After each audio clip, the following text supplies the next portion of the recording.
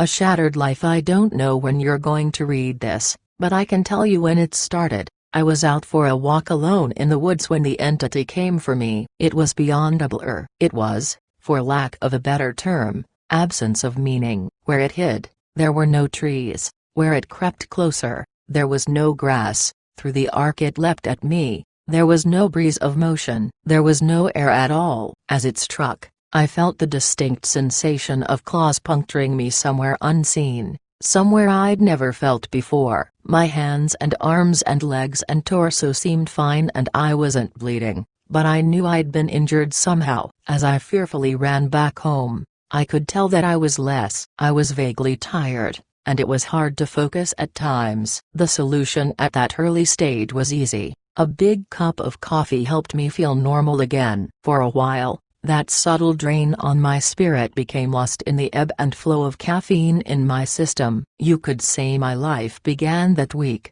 actually, because that was when I met March. She and I got along great, though, to be honest, I'm pretty sure I fell in love with her over the phone before we even met. It was almost as if the strong emotions of that first week made the entity fight back. It was still with me, latched onto some invisible part of my being. The first few incidents were minor, and I hardly worried about them. The color of a neighbor's car changed from dark blue to black one morning, and I stared at it before shaking my head and shrugging off the difference. 2 days later, at work, a co-worker's name changed from Fred to Dan. I carefully asked around, but everyone said his name had always been Dan. I figured I'd just been mistaken. Then, as ridiculous as this sounds, I was peeing in my bathroom at home when I suddenly found myself on a random street. I was still in my pajamas, pants down, and urinating, but now in full view of a dozen people at a bus stop. Horrified,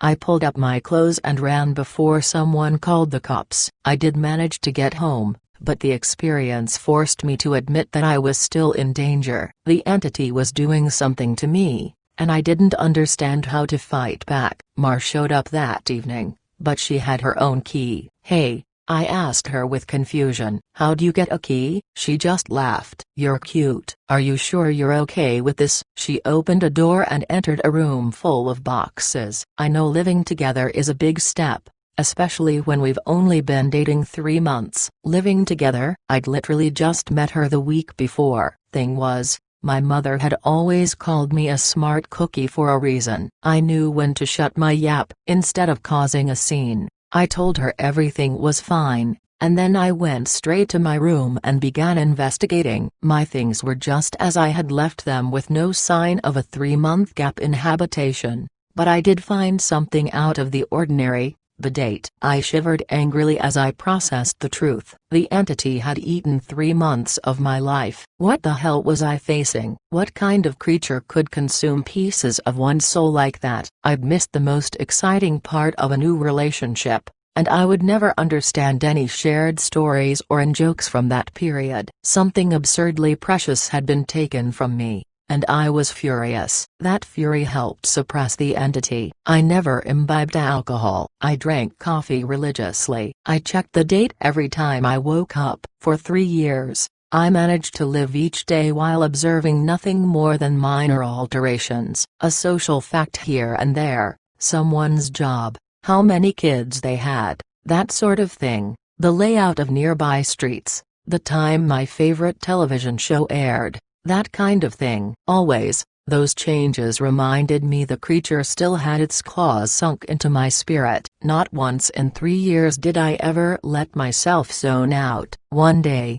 I grew careless. I let myself get really into the season finale of my favorite show. It was gripping, a fantastic story. Right at the height of the action, a young boy came up to my lounger and shook my arm. Surprised, I asked, "Who are you? How did you get in here?" He laughed and smiled brightly. "Silly daddy." My heart sank in my chest. I knew immediately what had happened. After a few masked questions, I discovered that he was 2 years old, and that he was my son. The agony and heartache filling my chest was nearly unbearable. Not only had I missed the birth of my son, I would never see or know the first years of his life. Mar and I had obviously gotten married and started a family in the time I'd lost, and I had no idea what joys or pains those years contained. It was snowing outside. Holding my sudden son in my lap, I sat and watched the flakes fall outside. What kind of life was this going to be if slips in concentration could cost me years? I had to get help. The church had no idea what to do. The priests didn't believe me, and told me I had a health issue rather than some sort of possession. The doctors didn't have any clue. Nothing showed up on all their scans and tests, but they happily took my money in return for nothing. By the time I ran out of options, I decided to tell March. There was no way to know what this all looked like from her side. What was I like when I wasn't there? Did I still take our son to school? Did I still do my job? Clearly, I did, because she seemed to be none the wiser, but I still had a horrible feeling that something must have been missing in her life when I wasn't actually home inside my own head. But the night I set up a nice dinner in preparation, she arrived not by unlocking the front door, but by knocking on it. I answered, and found that she was in a nice dress. She was happily surprised by the settings on the table. A fancy dinner for a second date. I knew you were sweet on me. Thank the Lord I knew when to keep my mouth shut. If I'd gone on about being married and having a son, she might have run for the hills. Instead, I took her coat and sat down for our second date. Through carefully crafted questions, I managed to deduce the truth. This really was our second date. She saw relief and happiness in me, but interpreted that as dating jitters. I was just excited to realize that the entity wasn't necessarily eating whole portions of my life. The symptoms, as I was beginning to understand them, were more like the consequences of a shattered soul. The creature had wounded me, broken me into pieces. Perhaps I was to live my life out of order, but at least I would actually get to live it. And so it went for a few years, from my perspective. While minor changes in politics or geography would happen daily, major shifts in my mental location only happened every couple months. When I found myself in a new place and time in my life, I just shut up and listened, making sure to get the lay of the land before doing anything to avoid making mistakes. On the farthest flung leap yet, I met my 6-year-old grandson, and I asked him what he wanted to be when he grew up. He said, writer. I told him that was a fine idea. Then, I was back in month 2 of my relationship with Mar, and I had the best night with her on the riverfront. When I say the best, I mean the best. Knowing how special she would become to me, I asked her to move in. I got to live through what I'd missed the first go-around, and I came to understand that I was never mentally absent. I would always be there. Eventually, when we were moving her boxes in, she stopped for a moment and said she marveled at my great love, as if I'd known her for a lifetime and never once doubted she was the one. That was the first time I'd truly laughed freely and wholeheartedly since the entity had wounded me. She was right about my love for her, but for exactly the reason she'd considered a silly romantic analogy. I had known her my whole life, and I'd come to terms with my situation and found peace with it. It wasn't so bad to have sneak peeks at all the best parts ahead. But of course I wouldn't be writing this if it hadn't gotten worse. The entity was still with me. It had not wounded me and departed like I'd wanted to believe. The closest I can describe my growing understanding was that the creature was burrowing deeper into my psyche,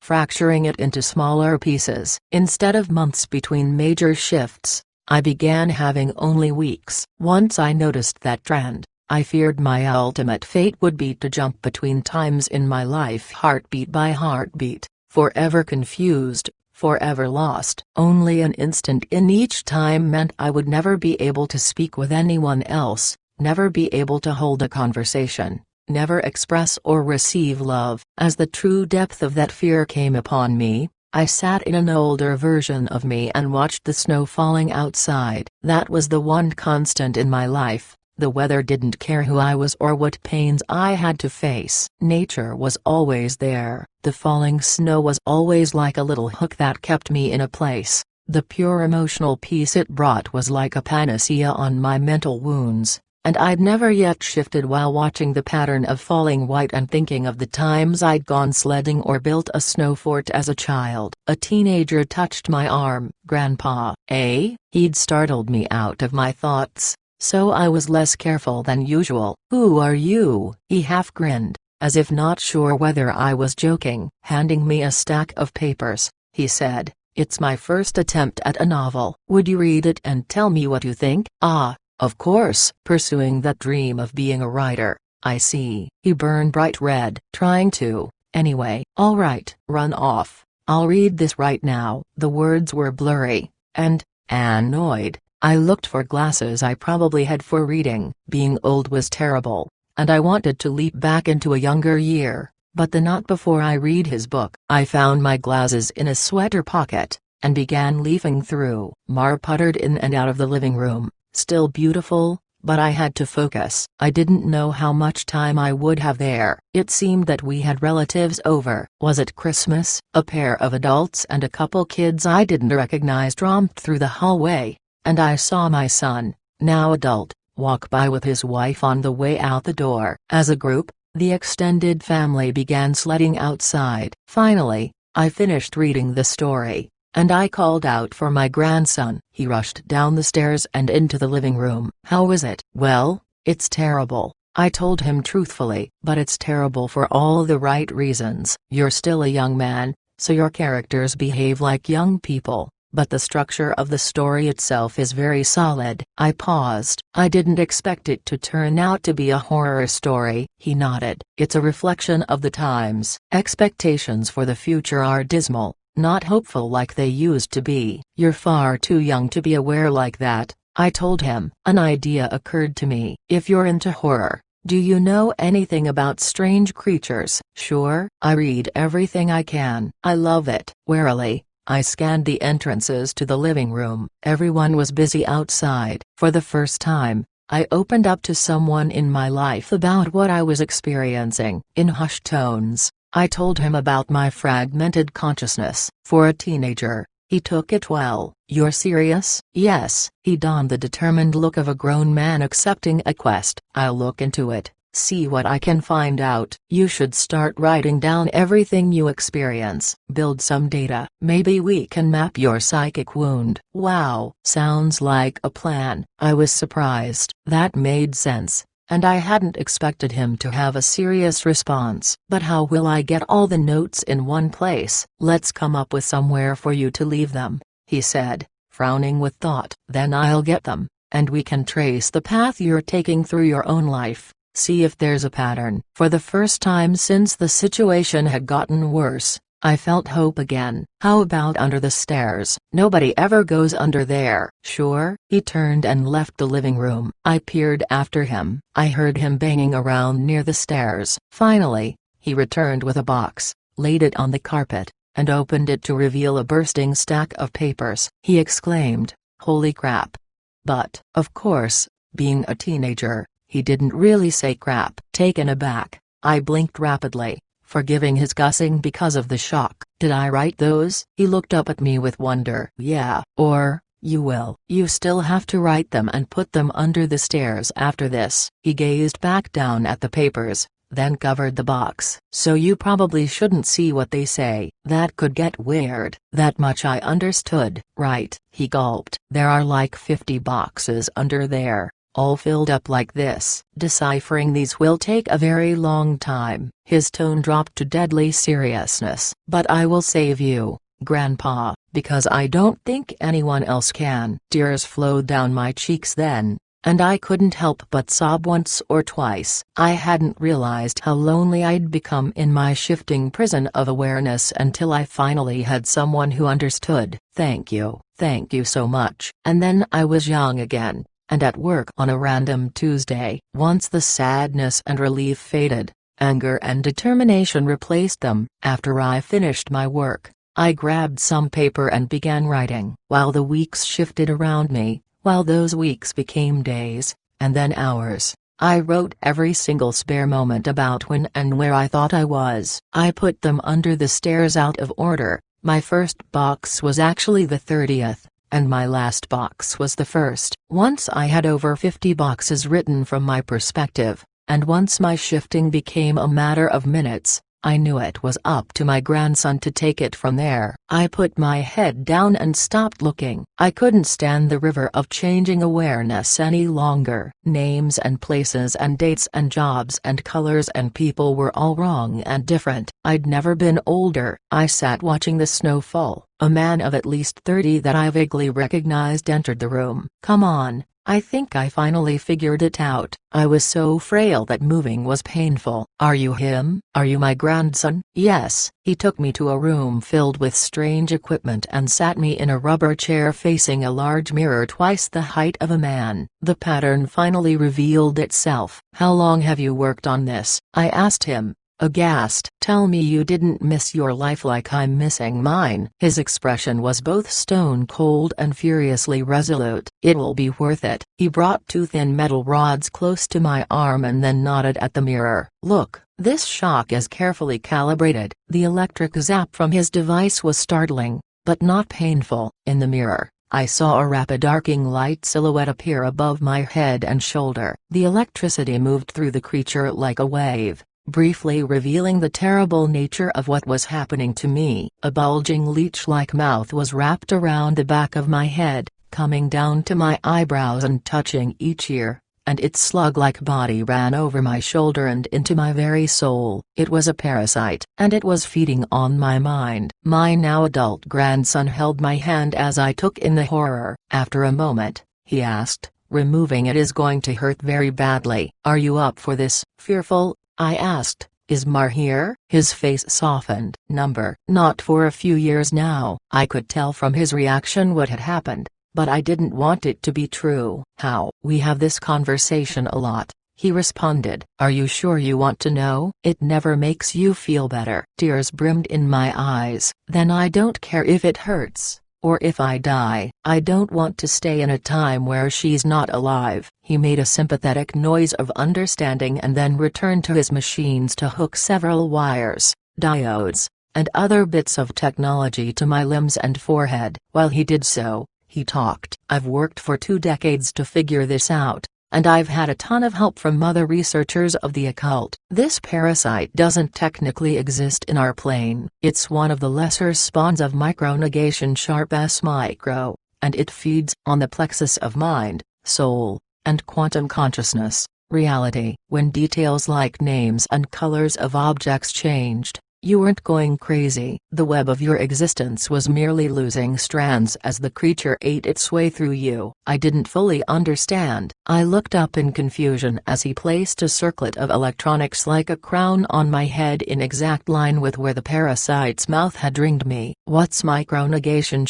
#S micro?" He paused his work and grew pale. "I forgot that you wouldn't know." "You're lucky, believe me." After a deep breath, he began moving again, and placed his fingers near a few switches. "Ready?" This is carefully tuned to make your nervous system extremely unappetizing to the parasite, but it's basically electroshock therapy. I could still see Mars smile. Even though she was dead, I'd just been with her moments ago. "Do it." The click of a switch echoed in my ears, and I almost laughed at how mild the electricity was. It didn't feel like anything, at least at first. Then, I saw the mirror shaking, and my body within that image convulsing. Oh, It did hurt. Nothing had ever been more painful. It was just so excruciating that my mind hadn't been able to immediately process it. As my vision shook and fire burned in every nerve in my body, I could see the reflected trembling light silhouette of the parasite on my head as it writhed in agony equal to mine. It had claws,